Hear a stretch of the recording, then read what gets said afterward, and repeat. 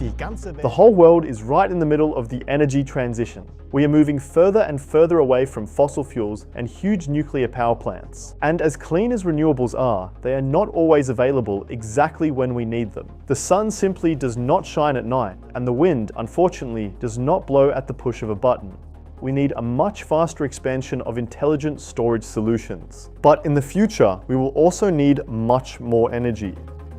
As a result, some people are taking a closer look at conventional nuclear power again. But in doing so, they often forget the reasons why it remains so socially and politically controversial to this day. Risks such as an uncontrolled chain reaction or the storage of highly radioactive material for hundreds of thousands of years. Conventional nuclear power plants are based on principles that at their core have hardly been rethought since the 1960s. In the end, we are left with either clean but inconsistent energy or stable but more problematic systems. But what if we could combine the best of both worlds? And to understand how, we first need to briefly clarify what is usually meant by a small modular reactor.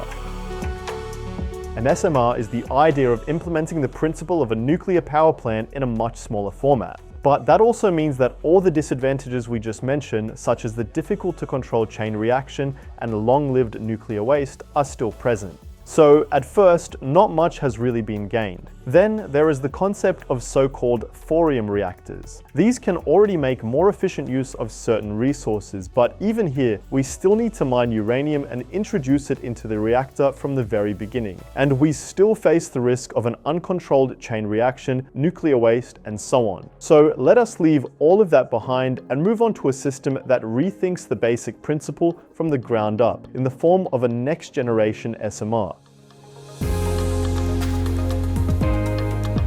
With ADES, the basic principle is practically right there in the name. It stands for accelerator-driven energy source. The principle behind it was already developed at CERN in the 1990s, and unlike the other systems, it does not rely on a self-sustaining chain reaction that can keep building up on its own. Instead, it remains a physically stable process that we can control from the outside. To understand why that is the case, let us take a closer look at the individual building blocks of the system. And the best place to start is with the key component: the particle accelerator.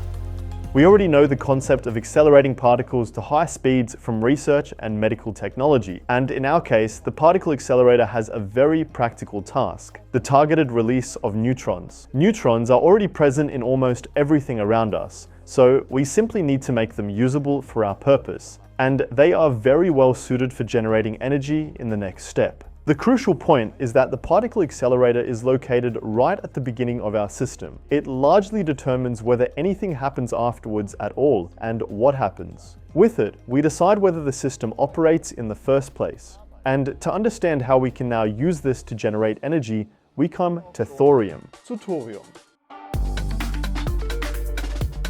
Thorium is, first of all, a metal that occurs in nature up to 3 times more frequently than uranium. But the real advantage is not only how much easier thorium is to obtain, it is also about how efficiently it can be converted into energy. For conventional reactors, we first have to mine natural uranium. Imagine it like these 100 marbles, all of which we have to put into the reactor. But out of these 100 marbles, we cannot even truly use one whole marble. The entire rest remains unused in the fuel rods, and in part ends up as nuclear waste in final repositories in the form of transuranic elements. And before we can use the material for energy generation at all, we first have to enrich it to a few percent. With thorium, the potential is different. Because thorium is present in the system in liquid form rather than as a solid, we can theoretically use almost all 100 marbles as an energy source, and convert up to 80% into energy compared to the previous 3 to 4%. In the case of ADES, no solid fuel rods are needed at all, and due to the underlying process, no long-lived transuranic elements are produced either. Instead, the system works with a molten salt loop.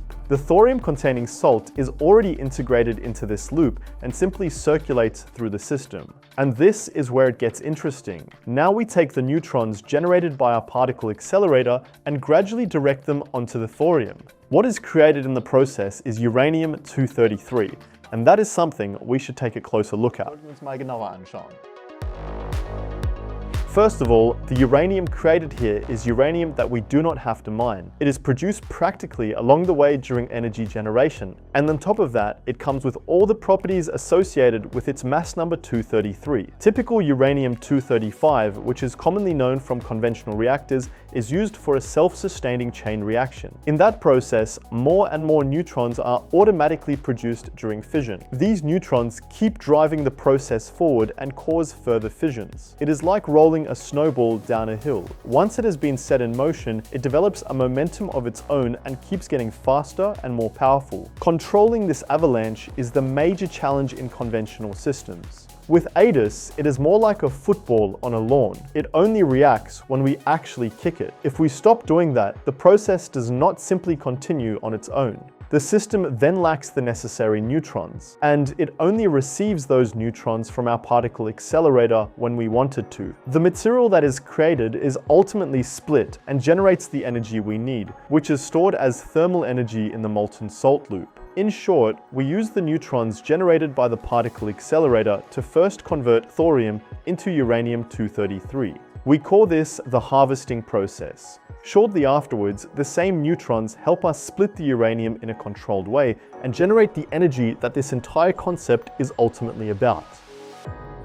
What is essential about this process is that the system is subcritical by definition. That means the process cannot sustain itself on its own. It only works when we actively intervene from the outside. So we also have an additional layer of safety. Whenever we want, we can switch off the particle accelerator and all subsequent processes come to a halt. That is not something we can do so easily with conventional reactors. The system's output is therefore actively controlled right from the start. The more neutrons we introduce, the more energy we get out in the end. Up to 25 megawatts of thermal output, enough to supply 10,000 households with electricity and heat. And it can do so constantly over a period of 20 years without the need to add more material. But the crucial point is not only how we generate the energy, but also what remains afterwards. Instead of long-lived transuranic elements that have to be stored for astronomically long periods of time, we are talking here about residual materials that decay much faster, that you can barely even see it on this diagram. In this case, no final nuclear waste repository is required. So-called decay storage facilities are sufficient, similar to those already used today in cancer therapy. ADES gives us a base load capable system that can provide CO2-free energy independently of the weather. This applies both to constant continuous operation and to covering peak loads. The modular design and the connection with other modules also help us use the whole system not just as a pure energy source, but as a system that directs energy exactly where it is needed most. Through different interfaces, we generate electricity that supplies households, electric vehicles, and industry. At the same time, we can of course use the heat directly, either as district heating for households or as process heat for industry. And with the high temperatures, even hydrogen can be produced for all applications that require hydrogen. Renewable energy sources are not left out of the system either. They can be intelligently integrated through storage solutions. The combination of safety, control, and efficiency makes ADES an SMRX, a significantly more advanced approach than a conventional SMR. And because the system is so compact and modular, energy can be generated exactly where it is actually consumed. Because in the end, what matters is not just the energy itself, but the future we can make possible with it.